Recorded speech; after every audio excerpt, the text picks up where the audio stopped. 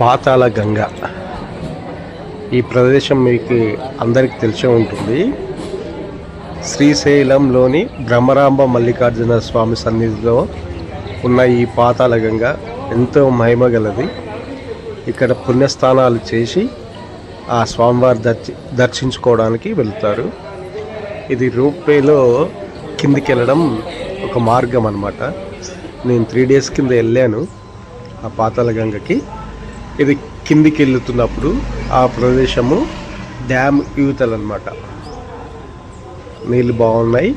శివరాత్రి ముందు ఇక్కడ అన్ని ఏర్పాట్లు కూడా చేస్తున్నారు. చాలా మంచిగా చేస్తున్నారు. పాతాళ గంగలో స్నానం చేస్తే మనం చేస్తున్న రోజు మనకు తెలియకుండా పాపాలన్నీ ఇలానే మటుమాయమైపోతాయి. పాతాళ గంగ చాలా స్పెషల్.